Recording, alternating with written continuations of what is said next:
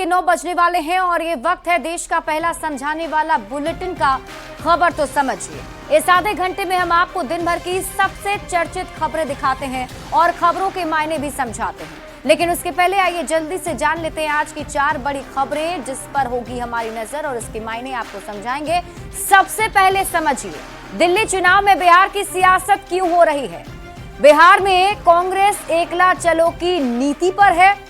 बिहार के कांग्रेस नेता के बेटे ने क्यों दी जान और अंत में देखेंगे कि जीबीएस बीमारी पर क्या है नया अपडेट। और शुरुआत सबसे पहले दिल्ली के चुनाव में बिहार की बात हो रही है। पीएम मोदी ने दिल्ली विधानसभा चुनाव प्रचार के दौरान बजट में बिहार को मिले तोहफे को लेकर ऐसी बात कह दी जो तेजस्वी यादव को रास नहीं आई।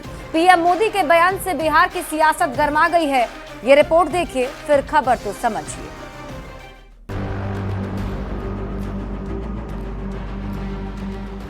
जंगल राज वाले लोगों ने, कांग्रेस के लोगों ने बिहार के लोगों को नजरअंदाज किया। 11 साल तक तो अब तक बजट पेश कर रहे थे, क्या मिल गया बिहार को। चुनाव दिल्ली में हो रहा है लेकिन बातें बिहार की हो रही है। दिल्ली में चुनाव प्रचार करते हुए पीएम मोदी ने ऐसी बात कह दी कि जिससे बिहार की सियासत सुलग गई है। आरके पुरम में चुनावी जनसभा को संबोधित करते हुए पीएम ने कहा, पूर्वांचल के लोगों ने ही मुझे सांसद बनाया। एनडीए की सरकार बिहार को हर संभव मदद देती रहेगी। पीएम मोदी ने कहा, बजट में बिहार का विशेष ध्यान रखा गया है। केंद्र सरकार हर परिस्थिति में बिहार के साथ खड़ी है। लेकिन आज एनडीए की सरकार दिन रात बिहार के लिए काम कर रही है। मखाना बोर्ड की घोषणा करके बिहार के मखाना के हमने सम्मान दिया है। दिल्ली चुनाव में पीएम मोदी के बिहार वाले बयान से सियासत सुलग गई।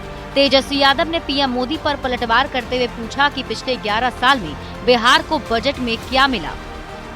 12वां साल का है ना ये। 11 साल तक तो अब तक बजट पेश कर रहे थे, क्या मिल गया बिहार को।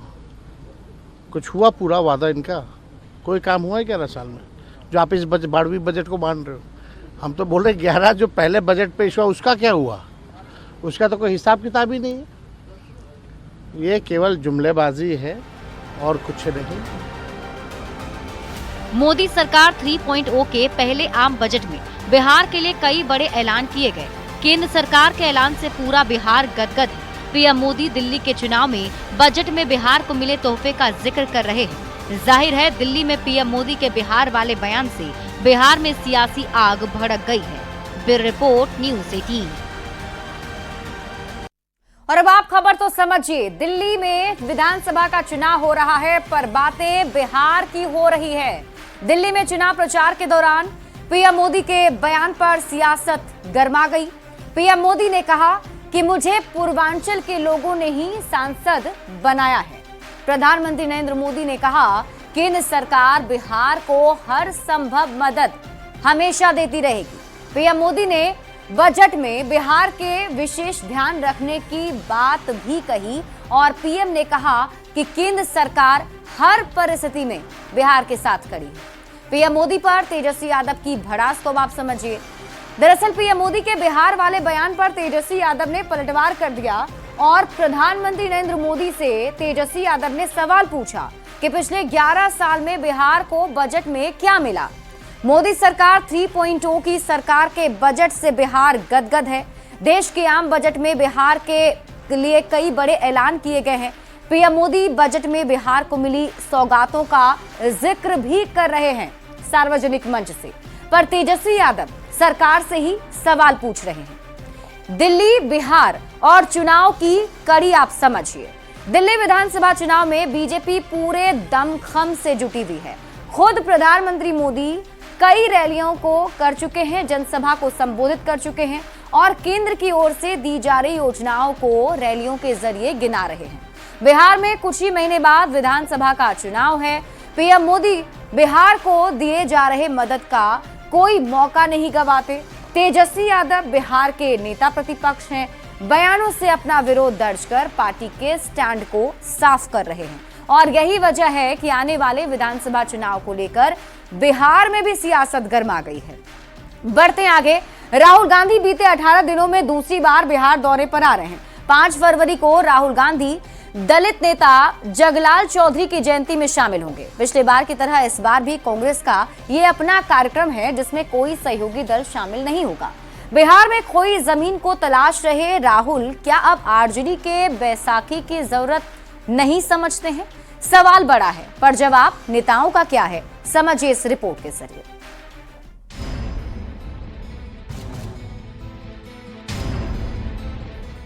कांग्रेस का सबसे बड़ा चेहरा राहुल गांधी।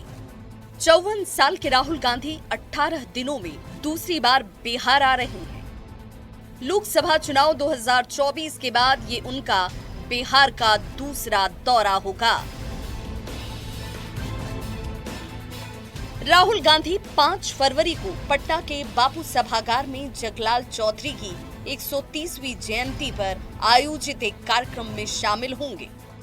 राहुल गांधी इस दौरान कांग्रेस सांसदों और नेताओं से मुलाकात कर सकते हैं और विधानसभा चुनाव पर बैठक भी की जा सकती है। अगले विधानसभा चुनाव की रणनीति को लेकर सलाह मशवरा भी कर रहे हैं, मंत्रणा भी कर रहे हैं। खुद की एफर्ट पर पार्टी को मजबूती देने में लगे हुए और देखना होगा पार्टी अगर इस तरीके से खुद को मजबूत करती है। दलित नेता और स्वतंत्रता सेनानी रहे दिवंगत जगलाल चौधरी पासी समाज से ताल्लुक रखते हैं। ऐसे में कांग्रेस की नजर इस बार के विधानसभा चुनाव में सवर्ण के साथ ही दलितों को साधने की भी हो सकती है। हालांकि आरजेडी के नेता इसका जवाब एनडीए को कुछ इस अंदाज में दे रहे हैं।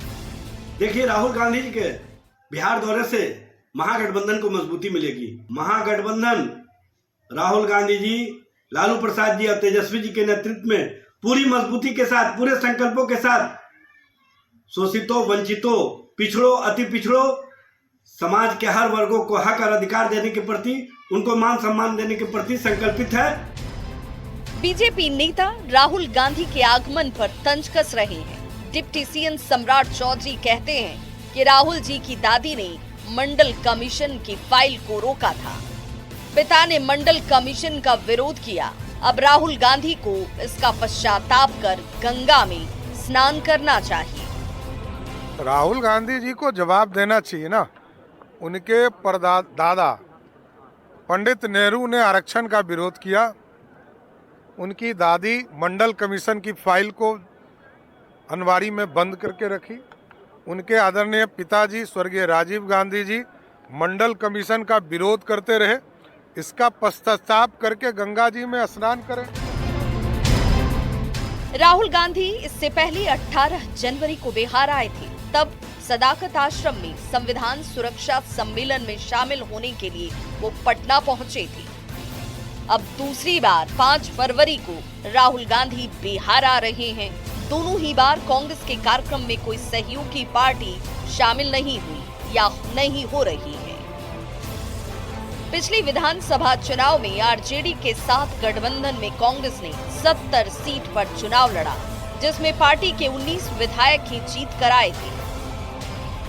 तब आरजेडी की ओर से सवाल खड़े किए गए कि कांग्रेस के खराब प्रदर्शन के चलते महागठबंधन कुछ सीटों से सरकार बनाने से पीछे रह गई। ऐसे में राहुल गांधी के बिहार दौरे को विधानसभा चुनाव में सवर्णों के साथ ही दलितों को साधने की कोशिश के तौर पर देखा जा रहा है। अब राहुल के बिहार दौरे पर सवाल यही उठ रहा है कि क्या बिहार में कांग्रेस को आरजेडी की बैसाखी नहीं चाहिए। न्यूज़ 18 के लिए पटना से संजय और शैलेंद्र के साथ ब्यूरो रिपोर्ट।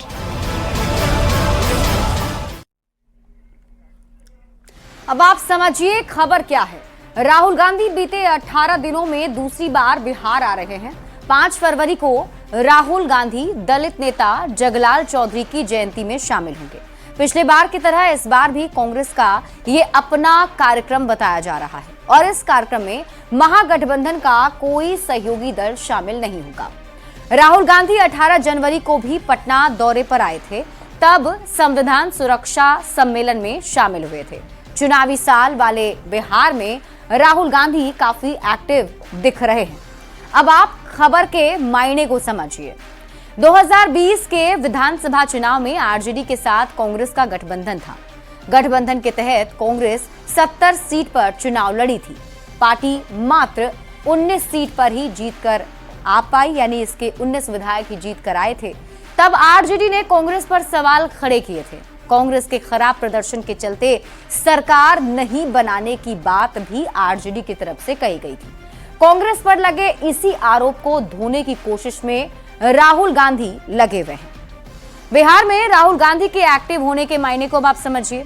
8-9 महीने के बाद ही बिहार में भी विधानसभा का चुनाव होना है। राहुल गांधी अपनी पार्टी को मजबूत करने के मकसद से जोर लगा रहे हैं।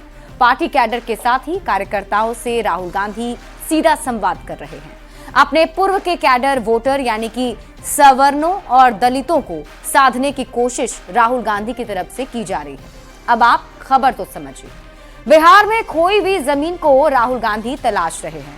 लालू प्रसाद ने हाल ही में ममता बनर्जी को इंडिया अलायंस को लीड करने की बात कही थी। तेजस्वी यादव ने कहा था कि लोकसभा चुनाव तक ही इंडी गठबंधन था। ऐसे में राहुल गांधी अब बिहार चुनाव में कांग्रेस को मजबूत करने में जुटे हैं। बिहार में आरजेडी के बैसाखी की कांग्रेस को जरूरत नहीं, ये संकेत देना चाहते हैं। हालांकि सीट शेयरिंग में प्रेशर बनाने को लेकर भी राहुल गांधी की सक्रियता दिख रही है। ऐसे में देखना होगा क्या किस तरीके से तालमेल दोनों ही गठबंधन के बीच बन पाता है। बढ़ते हैं आगे। चुनावी साल वाले बिहार में सौगातों की बारिश हो रही है। केंद्रीय बजट में जहां योजनाओं का पिटारा खोल दिया गया है, तो बिहार की रेल कनेक्टिविटी को मॉडर्न बनाने के लिए भी कई बेहतरीन फैसले लिए जा रहे हैं। रेल मंत्री अश्विनी वैष्णव ने पटना और गया शहर को वंदे भारत और अमृत भारत ट्रेन से जोड़ने के साथ ही कुछ और बड़े ऐलान भी किए हैं। सबसे पहले आप ये रिपोर्ट देखिए, फिर खबर तो समझिए। केंद्रीय बजट 2025 में बिहार को बड़ी सौगात मिली है। इससे राज्य के परिवहन क्षेत्र ने क्रांतिकारी बदलाव की दिशा में एक अहम कदम बढ़ाया गया। केंद्र सरकार ने बिहार को 8 वंदे भारत ट्रेनें, 2 अमृत भारत ट्रेनें और 400 नई ई बसों का तोहफा दिया है। ऐलान के ठीक अगले दिन केंद्रीय रेल मंत्री अश्विनी वैष्णव ने प्रेस कॉन्फ्रेंस कर कुछ और जानकारियां भी दी। बिहार के रेल कनेक्टिविटी को मॉडर्न बनाने के लिए रेल मंत्री ने कहा, पटना गया को वंदे भारत ट्रेन से जोड़ा जाएगा। अमृत भारत ट्रेन भी बिहार से चलेगी। पटना रेलवे स्टेशन को बेहद खूबसूरत बनाया जाएगा। पटना और गया जंक्शन पर हो रहा तेजी से काम। गया टर्मिनल की क्षमता बढ़ाई जा रही है। काफी सारी नई अमृत भारत बिहार में चलेंगी। सबसे पहले भी बिहार से ही चलाई। 296 करोड़ रुपीस इन्वेस्ट हो रहा है। आपके गया के कंप्लीट अपग्रेडेशन होगा। गया में बहुत दुनिया भर से विश्व स्तरीय जो है ये जगह, वहाँ पर जगह जगह से आते हैं हमारे यात्री। तो गया के टर्मिनल को मेजर कैपेसिटी अपग्रेडेशन कर रहे हैं, जैसे कि ज़्यादा से ज़्यादा ट्रेन चला सके। पटना से कनेक्शन बिल्कुल, पटना को भी डेवलप कर रहे हैं, गया को भी कर रहे हैं। तो जब दोनों स्टेशन की कैपेसिटी बढ़ेगी तो ज़्यादा ट्रेन हम चला सकेंगे। बिहार में बहुत सारे ट्रांसफॉर्मेटिव प्रोजेक्ट साथ में लिए गए हैं। 98 अमृत भारत स्टेशन है, जो 98 अमृत स्टेशन है, वो अपने आप में बहुत बड़ा काम है। बिहार में इसी साल विधानसभा के चुनाव होने हैं। केंद्रीय बजट में बिहार के लिए केंद्र सरकार ने पिटारा खोल दिया। तो अब रेलवे के इंफ्रास्ट्रक्चर के साथ ही हाई स्पीड और बेहतर रेल कनेक्टिविटी की भी पूरी तैयारी है। जाहिर है इससे बिहार के परिवहन क्षेत्र में बड़ा बदलाव होगा। Bureau report, news 18।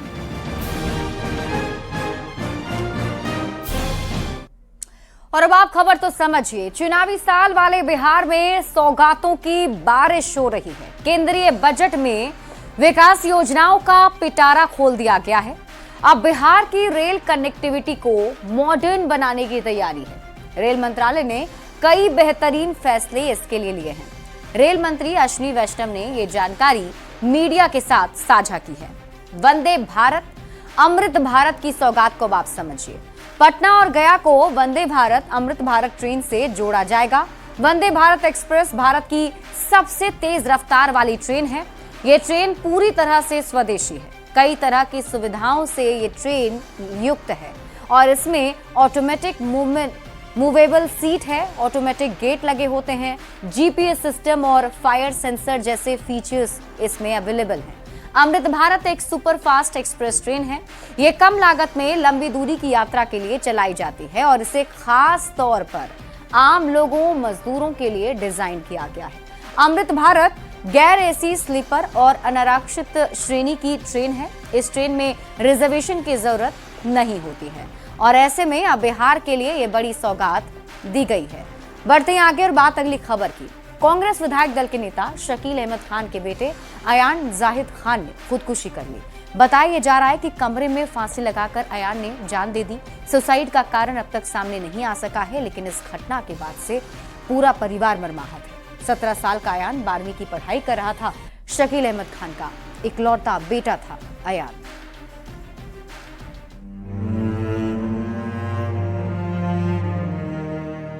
कमरे में पड़ी ये लाश अयान जाहिद खान की है, जिसकी उम्र लगभग 17 साल की थी। दिल्ली पब्लिक स्कूल में 12वीं बोर्ड की तैयारी कर रहा अयान कोई आम छात्र नहीं था। ये कांग्रेस नेता शकील अहमद खान का इकलौता वारिस था, जिसके पिता बिहार विधानसभा में कांग्रेस विधायक दल के नेता हैं। सोमवार को पटना के गर्दनी बाग में विधायक की सरकारी आवास में अयान की लाश फंदे से लटकती हुई मिली। बॉडी को देख किसी को भरोसा ही नहीं हुआ कि अयान ने दुनिया को अलविदा कह दिया है। अयान ऐसा नहीं कर सकता, क्योंकि मैं 2009 से जानता हूँ। तो मेरे लिए जो है ये यकीन करना जो है बहुत हार्ड है। करीबियों ने बताया कि रविवार की रात अयान अपने कमरे में अकेले सोने के लिए गया था। काफी देर तक सुबह नहीं उठने पर लोग उसे कमरे में देखने गए। जब लोग वहां कमरे में उसे देखे तो उनके होश उड़ गए। अयान की बॉडी फंदे से झूल रही थी। जब ये घटना हुई तब अयान के पिता शकील अहमद खान बिहार से बाहर अहमदाबाद में थे। इकलौते बेटे की मौत की खबर सुनते ही उनके पैरों तले मानो जमीन ही खिसक गई। सियासी गलियारे में भी शोक की लहर दौड़ पड़ी। कई नेता ढांढस बांधने के लिए शकील अहमद खान के घर पर भी पहुंचे। बच्चे का एग्जाम था, पढ़ाई में भी तेज था। अयान के दोस्त उमेद खान और पूर्व विधायक भावना झा ने बताया कि अयान पढ़ने लिखने में काफी मेधावी था। अयान को कविता लिखने का काफी शौक था। पिछले महीने 18 जनवरी को राहुल गांधी से अयान की मुलाकात भी हुई थी। पार्टी के कार्यक्रम में अयान ने राहुल गांधी को खुद की लिखी हुई अपनी कविता भी सुनाई थी। अभी तुरंत राहुल जी आए थे, राहुल जी के साथ मंच पे गया, मिला, हम लोग सब बैठे हुए थे। हम लोग हंस भी रहे थे कि चलो अच्छा है, नजदीकी बढ़ रही है। राहुल जी बोले भाई बहुत अच्छी शायरी करते हो। अयान की मौत पर किसी को भरोसा ही नहीं हो रहा है। इकलौते वारिस को खोकर परिवार मर्माहत है। शकील अहमद खान का पूरा परिवार टूट चुका है। हर किसी के जहन में बस एक ही सवाल है कि अयान ने ऐसा कदम आखिर क्यों उठाया, जबकि कई लोगों को अयान की मौत पर भरोसा ही नहीं हो रहा है। वो ये कह रहे हैं कि अयान काफी होनहार था, वो आत्महत्या नहीं कर सकता। अब इस हाई प्रोफाइल केस के पीछे की क्या है पूरी सच्चाई, ये पटना पुलिस की जांच में ही खुलासा हो पाएगा। पटना से न्यूज़ 18 संवाददाता संजय कुमार के साथ ब्यूरो रिपोर्ट न्यूज़ 18। और अब आप खबर तो समझिए। कांग्रेस के सीनियर लीडर और विधायक हैं शकील अहमद खान। इनके इकलौते बेटे अयान ने पटना के सरकारी आवास में खुदकुशी कर ली है। 17 साल का अयान 12वीं का छात्र था, 12वीं कक्षा में पढ़ाई करता था। शकील अहमद खान के सरकारी आवास पर एफएसएल की टीम पहुंची। शव को पोस्टमार्टम के लिए भेज दिया गया है। आपको बता दें कि हाल ही में शकील अहमद खान ने राहुल गांधी से अपने बेटे को मिलवाया था। 18 जनवरी को राहुल गांधी जब बिहार दौरे पर आए थे, मंच पर अयान ने राहुल गांधी को कुछ दस्तावेज भी सौंपे थे। इकलौते बेटे के सुसाइड किए जाने से परिवार सदमे में है। अब आप ये जानिए कि कौन है शकील अहमद खान। शकील अहमद खान कटिहार जिले के कदवा विधानसभा सीट से कांग्रेस के विधायक हैं। बिहार में कांग्रेस विधायक दल के नेता भी हैं। शकील अहमद खान बिहार कांग्रेस के कद्दावर नेता माने जाते हैं। उनकी छवि बेहद साफ सुथरी रही है। 1999 में शकील अहमद खान ने कांग्रेस पार्टी ज्वाइन की थी। उन्होंने दिल्ली के जेएनयू से एमए, एमफिल और पीएचडी की डिग्री ली है। और उनके बेटे की मौत के बाद से पूरा परिवार अब सदमे में है। फिलहाल इस बुलेटिन में अभी के लिए बस इतना ही। आप देखते रहिए न्यूज़ 18 बिहार झारखंड।